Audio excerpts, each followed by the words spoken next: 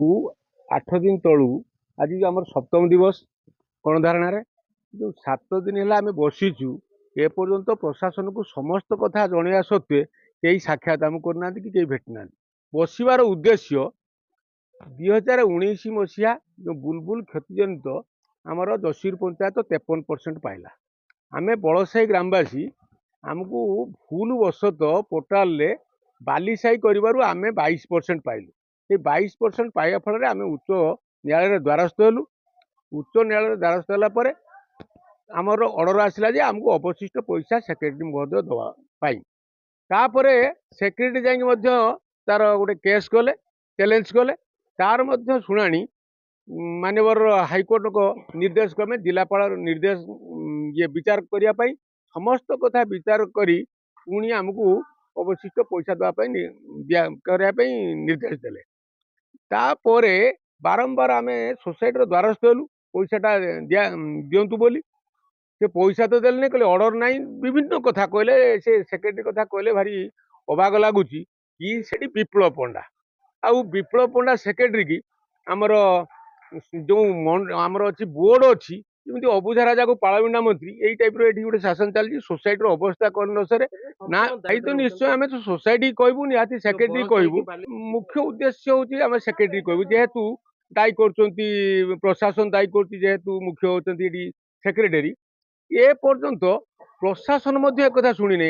ଆମେ ପ୍ରଶାସନ ପାଖକୁ ଯାଇଥିଲୁ, ଏଆରସିଏସ୍ ଅର୍ଡର କଲେ ଯେ 15 ଦିନ ଭିତରେ ଦିଆ କରାଯାଉ। ତାପରେ ବ୍ୟାଙ୍କ ସେକ୍ରେଟାରୀ ମଧ୍ୟ ଅର୍ଡର କଲେ 15 ଦିନ ଭିତରେ ଦିଆ କରାଯାଉ। ଦିଆ କରିବା ପାଇଁ ଅର୍ଡର ଥିଲା ବେଳେ କୋର୍ଟ ମ୍ୟାଟର ଲେଖିକି ଅର୍ଜେଣ୍ଟ ଲେଖିଲା ପରେ ଆମେ ଏଠି ବସିଲୁ, କାହିଁ କାହାର ଦେଖା ସାକ୍ଷାତ ନାହିଁ। କଣ ଆମେ କରିବୁ? ଯୋଉ ପର୍ଯ୍ୟନ୍ତ ନ୍ୟାୟ ନ ପାଇଛୁ ସେ ପର୍ଯ୍ୟନ୍ତ ଗଣଧାରଣା, ଚାବି ପକା ଗଣଧାରଣା। ଆଜ୍ଞା, এটা ଖାଲି ଗଣଧାରଣା, ଚାବି ପକା ଆଇନ ଅମାନ୍ୟ ଗଣଧାରଣା। ଏଠି ପ୍ରଶାସନିକ କେହି ଆମକୁ ଭେଟୁନାହାନ୍ତି। ବୋଧ ହୁଏ ଆଗାମୀ ଦିନରେ ଆମେ ରାସ୍ତାରୋକ କରିବା ପାଇଁ ବାଧ୍ୟ ହବୁ। ବୋଧେ ପ୍ରଶାସନର ନିଦ ଭାଙ୍ଗୁ ନାହିଁ, କେମିତି ନିଦ ଭଙ୍ଗେଇବୁ ସେ ପ୍ରୟାସ କରିବୁ। ଅଭିଯୋଗ ଏହିକି ଆମେ ଯେଉଁ ବୁଲବୁଲ ବାତ୍ୟାରେ କ୍ଷତିଗ୍ରସ୍ତ ହେଇଥିଲୁ 2019 ମସିହାରେ, ସେଇ କ୍ଷତିଗ୍ରସ୍ତ ଆମର ଯେଉଁ ବଳସାହି କି ବାଲିସାହି କରାଯାଇ ଆମକୁ ଅବହେଳିତ କରିଥିଲେ। 53% ଥିଲା ବେଳେ ଯୋଶୀପୁର ପଞ୍ଚାୟତକୁ କ୍ଷୟକ୍ଷତି ଆମକୁ 22% ଦିଆ କରିଥିଲେ। ତେଣୁ ସେଇ ବାବଦରେ ଆମେ କୋର୍ଟ କରିଥିଲୁ। କୋର୍ଟରେ ଆମେ ଡିଗ୍ରୀ ପାଇଲୁ, ତାପରେ କଲେକ୍ଟର କୋର୍ଟରେ ଡିଗ୍ରୀ ପାଇଲୁ।